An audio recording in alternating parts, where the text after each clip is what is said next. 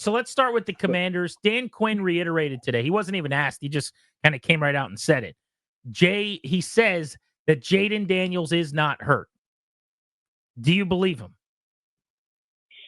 I believe he can play and he's not hurt. I say if you can play, you're not hurt. So just buckle your chin strap and get in there and play. I don't want to hear about any lingering injuries, a big toe or any of that stuff. But I do think it's affecting his game. I think it's affecting the play calling as well, and definitely affecting Jayden's aggressiveness towards running the ball down the field. That's just the way I see it. I could be dead wrong. I'm sure he's got some lingering soreness, but it doesn't affect him throwing the ball, so he's effective still in the pocket. But for him to be ultra successful and this offense to be where it needs to be to get to the playoffs and win games in the playoffs, he's got to be able to use his legs and be an effective runner. All right, so I'm going to give and you... he's not right now because his ribs are hurt. I'm going to give you 4 pieces of pie to use, added up to 100% as to why everything's slowing down offensively. And the 4 pieces of pie would be Jayden's health, then the quality of the opponents in these last 2 games. Then I'm going to call it the Kingsbury regression, where just about every single year as a head coach, his offenses in the second half get solved or figured out. And then the last thing I would say is Jayden regression, where he was everything was coming up him. It was 72 and sunny. And just naturally, that wasn't going to keep continuing. He hasn't played at the same level. So if you have those 4 pieces, how are you divvying up the pie? I would say probably his injury is 20%. I would say I think the short week quality of opponent and short week. Yeah, put in a short week in there on the road at Philadelphia, division opponent, a team that Jayden's never seen. Short weeks are harder on younger players than they are for older players because of their, you got to be able to put some new plays in when you play a new opponent. They play different coverages and they have different blitzes. You got to be able to pick up their stuff. So I think that's part of it. And then I don't know about the Kingsbury thing. I've heard rumors about that. I think in Arizona they blame Kyler Murray because the video game came out and he didn't put any time in. That's why they regressed. So if they regress here, then we can all owe Kyler Murray an apology because it's Cliff's fault, right? Yeah, or find that if Jayden Daniels likes Call of Duty or something. Jay Gruden with us here on Grant and Danny. So, I want to go into what these last 2 teams, both really good defenses. Philadelphia is really starting to play well. We know Pittsburgh, obviously, defensively is really good. Is there a blueprint there, or is it just you could give me the instructions to build a lunar module? I'm not getting it done no matter how much time you give me. I'm not a genius. Is it something that these teams can do that maybe other teams can't, or is there a good blueprint there that you've seen in terms of defending this offense? Well, I think both teams can get aggressive with the fronts and try to keep Jayden in the pocket and play a lot of man-to-man single high. I was surprised at how much Philadelphia played single high and just ran with receivers. I think the biggest concern moving forward is who's going to get open in man-to-man situations other than Terry. And usually he'll draw the best corner, so that's not always a great matchup either. So who's that going to be? It's not Zach Ertz. Is it Noah Brown? Is it, who's it going to be? It's got to be Austin Eckler out of the backfield. So that's the biggest issue moving forward, in my opinion, when people load up the box, play tight man-to-man, and, force Jayden to throw it to somebody without getting separation. Somebody's got to get separation. I don't know who that's going to be. So you mentioned Terry, and it leads me to my question. You probably already know what I'm going to ask. He lines up opposite Quinion Mitchell, and he didn't have any catches. I don't think he had maybe but a target. I don't even remember that target. We were at the game, and it was a throwaway or something. But no catches until the fourth quarter. Went 1 for 10 yards, and ho-hum, for most of the game, the offense kind of sputtered. What needed to be done there that wasn't? Well, the difference was Washington has been really good on 3rd and 4th down for the first 8 or 9 games, and they were 3 for 12. And anytime you go 3 for 12 on 3rd down, it's hard to get plays called to your good players. It's impossible. So I think Cliff probably, if he had to do it all over again, might be a little bit more aggressive on 1st down to try to take some shots to get Terry more involved. But unfortunately, being 3 for 12 on 3rd down, that's hard to do. The numbers bear out what you just said, which is if you look up like True Media or one of the sites, more man has been used against Washington in these last 2 games than at any point this season. Explain that to me, though, because it seems to me like you shouldn't want to or be able to play man against this team because Jayden will kill you when you turn your back to him.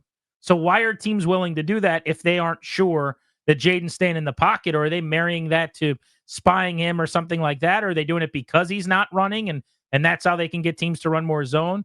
Help me with that. I think, both teams have athletic linebackers. So they, Philadelphia and Pittsburgh, so they can play cover 1 and they'll have a free safety deep and they'll have a middle linebacker. Usually that middle linebacker is trying to eliminate crossing routes or get in a passing window, and he's just going to try to help out and read the quarterback's eyes. But now, when you play cover one plug, we call it with that free linebacker, he's just eyeballing Jayden and running where he goes. And if Jayden takes off, those guys are typically fast enough that to make a play on Jayden. So the matchup has been very good for both teams going against Washington the last 2 weeks. Hopefully that'll change next week when they play Dallas. So not everybody has that luxury of being able to play man-to-man with just one whole player covering Jayden. How would you handle this mini bye week as coach? I mean, that was a grind. Two of the best teams they're going to play on the schedule, two of the 5 or 6 best teams in the NFL, as you mentioned, within 5 days of each other. That's a lot physically. What would you be doing with these guys this week? Yeah, I'm not too sure many teams would have gone 2-0 or 1-1 against that tough schedule Sunday, Thursday combination at Philadelphia. I'd get them out of my building Friday, Saturday, Sunday, make sure they get the proper treatment, try to get their bodies right, see their kids, give their wives a hug, have a nice dinner, and then come back Monday refreshed and rejuvenated, have a good plan, have a really good bonus day of practice, give them off on Tuesday, then Wednesday we are locked and loaded. We're ready to go for a fresh back half of the season run. So I think sometimes these mini bye weeks are equally as important for the players just to get out of the building and for the coaches to get away for a day and then come back mentally refreshed. Because, like you said, it is a grind. And that Thursday night game, it takes a lot out of it. They probably got back at 5, 2, 3 in the morning, and they're gassed up. So sleep in on Friday, come in and get your treatment. And coaches, let's get to work on a really good plan for Dallas. Jay Gruden with us here on G&D. So, Jay, me as a fan, and Grant and I, we have the luxury of thinking big picture long term. I know that's probably harder for coaches week to week, trying to figure out the best way to gain that like extra half of a yard to win a football game. But there's a part of me that's going, I'm actually glad some adversity struck here, right? In this first year. Again, I'm not thrilled to lose to Philadelphia or Pittsburgh. That's not what's fun. But big picture, I'm going, this is actually great for growth. If everything was super easy, then you may not have some of those learning experiences, teachable moments, et cetera, for some of your young players, thinking specifically Jayden Daniels, to kind of grow from. Just so now it's a 2-game losing streak, the first that they've experienced here this year. Kind of what would you say, and what do you think maybe they did say just to sort of get everybody back on track? Well, first of all, if you look at the game they played against Pittsburgh, you see Pittsburgh's 8-2. They just beat the hell out of Baltimore. They didn't beat the hell out of, but they just beat Baltimore. Everybody says the cream of the crop in the AFC, and we were an inch short from having a chance to kick a field goal and beat them. So it's not like Pittsburgh came in here and whipped the hell out of them, And then Philadelphia, it was close for a while. And then Saquon, we had a couple bad run fits. Saquon hit them, and they pulled away late. So it's not like they were 45-0 games. It's not like the Jacksonville Jaguars getting beat 52-7. These are close games and competitive games until the very end. I'm happy with the way they played, and the effort has to continue. But we just got to figure out different ways. We got to be more sound on offense. Offensively, they took a step back, I think. Jayden obviously taking a little step back. The play calling's taking a little bit of step back. They just got to get more sound in what they're doing. Can't have guys in the same spot. And I think they'll be fine. And then get Jayden back on some zone reads and some quarterback design runs and get after the defenses that they play. If Marshon Lattimore debuts against Dallas, sounds like they're hoping he'll practice this week. In what ways is he going to make the biggest impact on this defense? And do you think it'll be very noticeable right away that they're better because of him? Yeah, I don't know how much, if he's still playing up to the level that when I was coaching. I know when I was coaching, he's pretty damn good, and he's a guy that can match up against the number one receiver. He can play against CeeDee Lamb, and you can call single high safety and not worry about it. I mean, CeeDee will have a couple catches, but you're not worried about the 65, 70-yarders. This guy's a veteran guy and covered the likes of the best receivers in the NFL for a long time and been very good at it. So, and then the other side, usually there's a number 2 receiver, and I think whoever you choose, whether it's St. Juice or Santa Strill or Sarah Strill, you go from there. So it just gives you the luxury of not having to, lose sleep and cloud the best receiver every time. You can play some single high, get chin down in the box, and really stop this running attacks of the good teams, the Philadelphias and these teams you're going to play that have really good backs. You got to be able to stop the run and force these guys to throw it. What'd you see from this Washington O-line, really the last couple of weeks? Again, going up against good fronts, good defenses, but how have they held up? They just look a little tired to me, and I think they are. I think they're just a little, they need some rest. This is a little bonus week is going to be good for them guys. Tyler and those guys up front. These guys have been battling their ass off and playing very physical. The rookies, took a little bit of a step back, but he's going to continue to get better. It's going to be good to get the right tackle back, and hopefully he's 100%. And Grady, he's doing a good job. So they just got to get back to healthy and get back in that frame of mind, that mindset of being physical, because when they were having their success, they were running the inside zones and doing some really good things of getting a lot of push on the line of scrimmage. It just looks like they've lost their legs a little bit.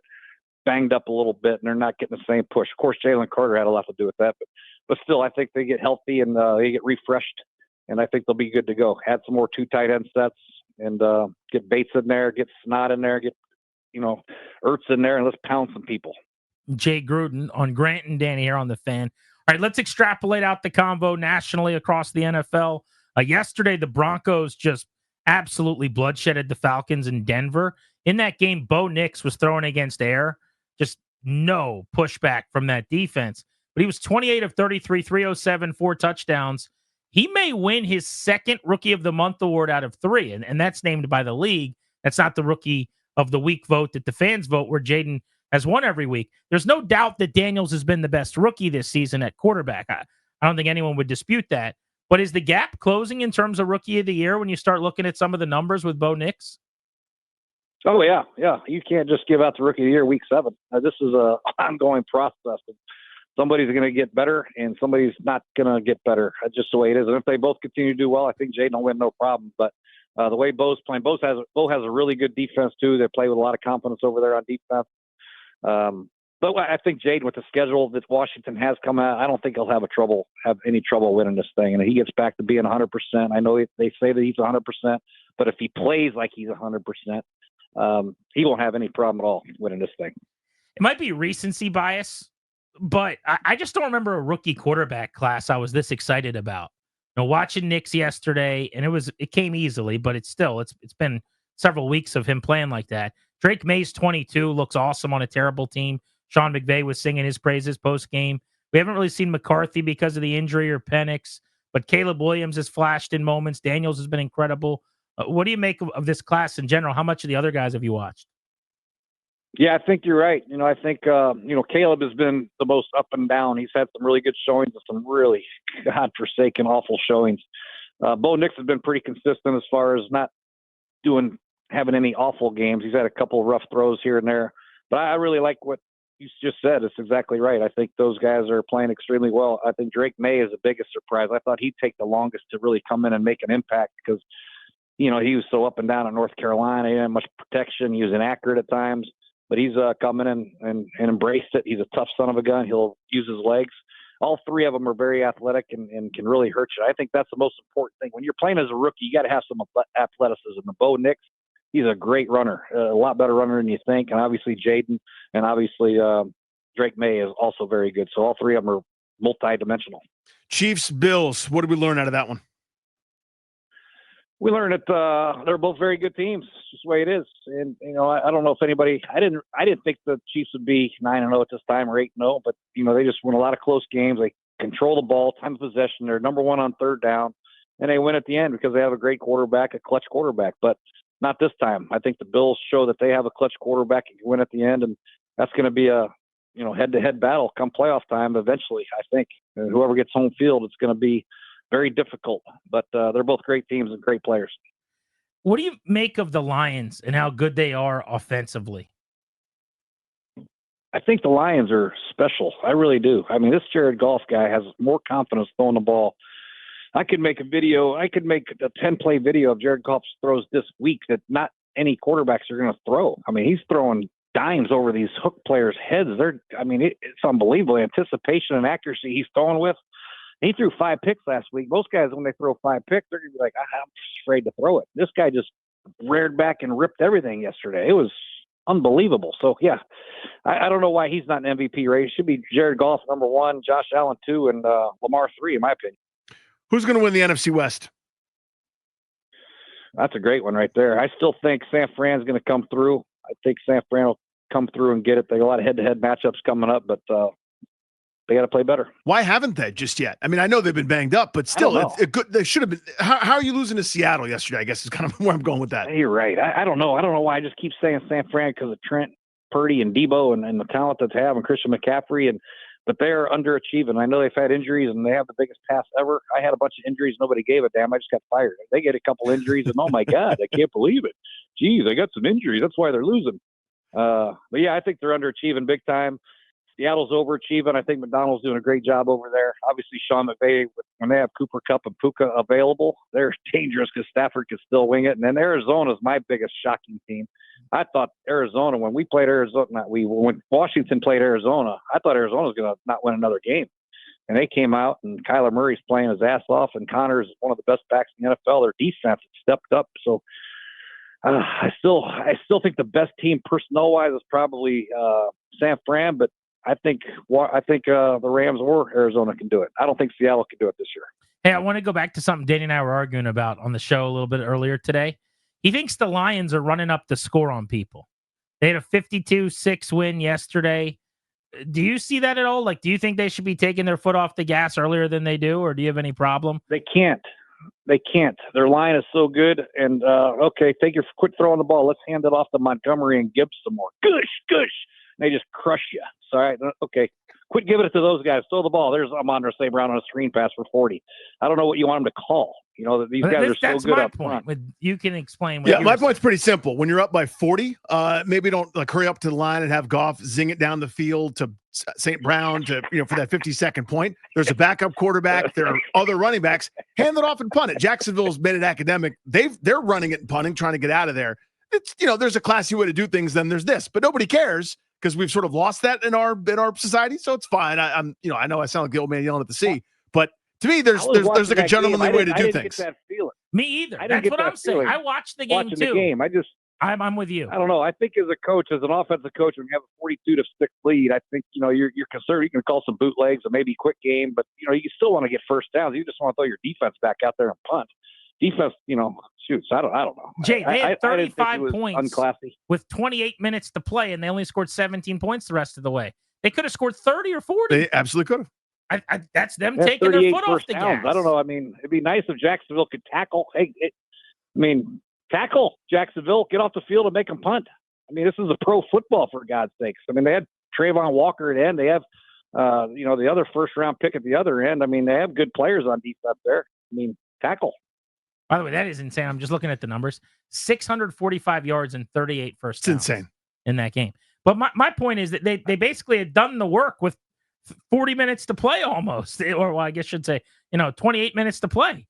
And so they kind of like did. The old days when Oklahoma ran the wishbone and they'd be up like 63-3 and they just kept running the wishbone and nobody could stop them. They'd win like 95. Remember that? I mean, there's nothing they can do. What do you want them to do? Drop back and pass? Just kneel, I guess. Danny wants them to kneel on the ball. I want people to have some decorum in class, knowing that it might come back and bite you one day. Sometimes you eat the bear, sometimes the bear eats you. I mean, there's a reason when you're up by 10 runs in the ninth inning, you don't bunt for a base hit unless you want to get a fastball to the teeth. But our point is, let's flip they it. didn't do you bunt. Think Peterson, if Peterson was up 42-7 over the Lions, you think he would have shut it down, or do you think he would have let ETM and Brian Thomas Jr. get a few more touches and a few more big plays for their little stats and their you're supposed again. This is like it's maybe it's a generational thing. Although Jay, you and I are around the same age.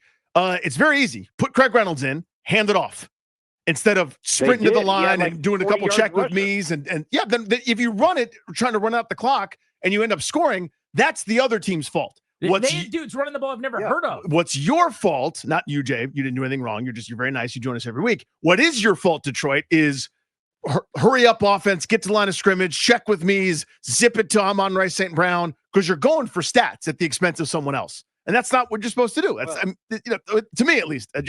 Maybe I was raised different. Herndon Hooker. They put in Hooker and eventually. They put in Craig Reynolds there at the end. Yeah. I think Hooker had a couple drives. Yeah, I think it made me happier. Yeah. Okay, good. Just checking. Jay, great having you on the program as always. Next time, don't run up the score on us. Hey, if I get a chance to score a couple more touchdowns, hey, everybody's happy, right? Not Danny. What if next week, when the Commanders are up 38-3 in the fourth quarter, they got a chance to put another one in to get 45-3? You want them to just kneel, or you want them to just pound it in there one more time? You can hand it off. Stick it to the Cowboys. Hand it off all afternoon. That no problem. When you're up by 35 in the fourth quarter, you can hand it off just fine, because you can't, as you guys know, you can't just take a knee with 10 minutes left. But you don't have to rush that line of scrimmage and get somebody their numbers in the passing game. You know, there's a way to do that. I learned that from Joe Gibbs. I guess he was wrong. Yeah, you're right. I get you. I just thought when I was watching the game, they did take the foot off the gas. They put Hooker in there and they gave the ball to Reynolds a lot, but I missed the hurry up. I don't know if it happened. So. I'll take Danny's word for it. I watching the game, I never once had that feeling like, oh man, they're really. I mean, here's the 4 drives before the end of the game: run. Now, by the way, they've gained 17 yards. Pass incomplete. There was a penalty on Jacksonville because they suck. They do stink. Another run, by the way. Another run. Yeah. A Goff now set. I think Danny owes us, and I think Danny owes Detroit an apology right now. Now, I will say that they did go for a 4th and 2 here from the Jacksonville 14. Well, that's probably could have kicked the field goal. Actually, better. You don't want to kick a field goal, go up 55. You go for it. That's a good point. Yeah, I mean, so they literally ran the whole drive until he threw the touchdown pass. I don't know. I think the Jags are really bad, and sometimes that is responsible for a lot of it. So what do you want to do? Again, not zip it to Amon-Ra St. Brown for 23 yards. Okay. Jay, thank you, buddy. We appreciate you. All right. Thank you, guys. See you, buddy. Good, bro.